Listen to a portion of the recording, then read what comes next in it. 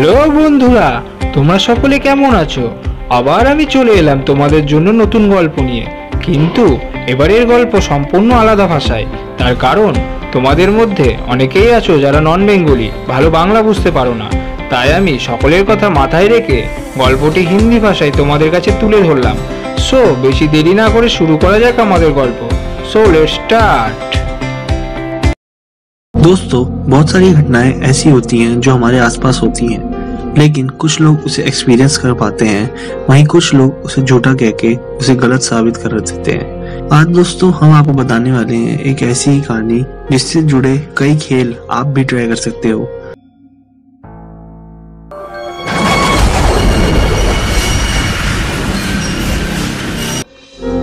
Bloody Mary, the witch of England. दोस्तों, कहते हैं कि रात को 12 बजे या उसके बाद ब्लडी मैरी को बुलाया जा सकता है। सिर्फ शीशे के सामने कैंडल लाइट में 3 बार ब्लडी मैरी बोलना है और ब्लडी मैरी आ जाएगी। बहुत सारे लोगों ने ये सच में एक्सपीरियंस किया है और वो कहते हैं कि ब्लडी मैरी सच में होती है। वहीं कुछ लोग इसे एक अफवाह मानते हैं। दोस्तों, सब लोगों को ये खेल पता है, सबको इसको खेलना के तरीके भी पता है, लेकिन ब्लडी मैरी की हिस्ट्री किसी को नहीं पता।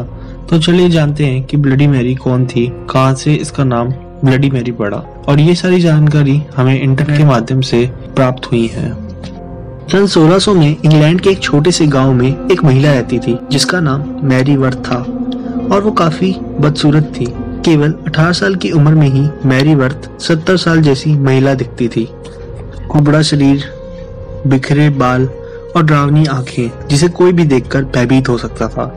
यही कारण था कि गांव में कोई भी व्यक्ति मैरी से बात नहीं करता था और उसका डरावना रूप देखकर सब उससे दूर भागते थे। मैरी इस बात से काफी दुखी रहती थी और लकड़ी के एक झोपड़ी में गांव के बाहर वो रहती थी। गांव के लोगों का यह मानना था कि मैरी एक जादूगरनी है। इस बात का यकीन गांव वालों को तब हुआ जब मैरी के घर के आगे अजीब चीजें नजर आईं, जैसे अलग अलग जानवरों के कंकाल, और इस प्रकार जैसे कि कंकालों की बलि चढ़ाई गई हो। गांव वालों को इस बात पर शक था, लेकिन उसका कोई ठोस सबूत नहीं था।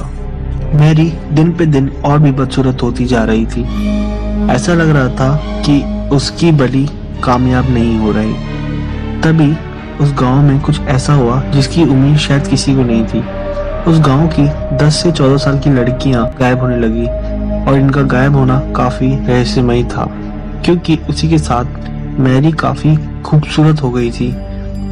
रोज एक लड़की गायब होती थी और लगभग एक हफ्ते में मैरी का निखार और उभर जाता था। गांव वालों के लिए एक रहस्य बन गया था कि आखिर 10 से 14 साल की लड़कियां गई तो गई कहाँ, और उनके लिए दूसरा रहस्य ये था कि आखिर मैरी इतनी खूबसूरत कैसे हो गई। अब गांव वाले जहां दुख में थे, वहीं मैरी अपनी खूबसूरती की खुशी में थी। तो आखिर दोस्तों वो लड़कियां गई कहां? दोस्तों, ये सारी लड़कियां मैरी ने गायब की थी।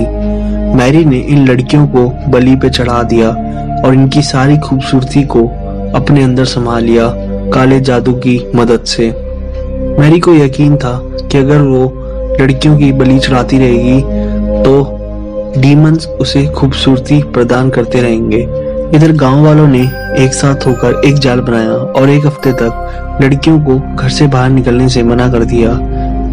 वहीं पर मैरी का निखार ढलने लग गया, क्योंकि उसने अब बलि चढ़ाना बंद कर दिया था। अब गांव वालों का शक यकीन में बदल गया कि कहीं ना कहीं ये लड़कियां मैरी ने गायब की और इनके साथ कुछ बुरा किया। गांव वालों ने मैरी को रंगे हाथ पकड़ने का प्लान बनाया और उसे रंगे हाथों पकड़ लिया।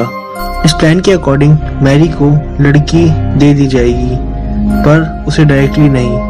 मैरी के रडार में एक लड़की को छोड़ दिया गया और फिर गांव वालों ने मैरी और उस लड़की पर नजर रखी।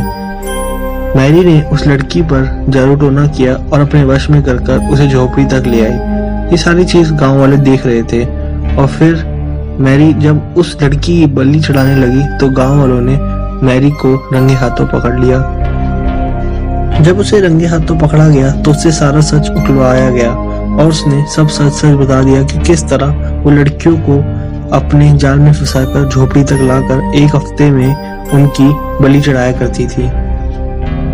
उस समय रात के करीब 11 बजे थे और मैरी को कैपिटल पनिशमेंट देने का फैसला लिया गया और कैपिटल पनिशमेंट मैरी को दी गई, जहां मैरी चिल्ला चिल्ला कर बोल रही थी कि एक बार, बस एक बार उसका खूबसूरत चेहरा उसे देखने दिया जाए, पर गांव वालों ने उसकी एक न सुनी।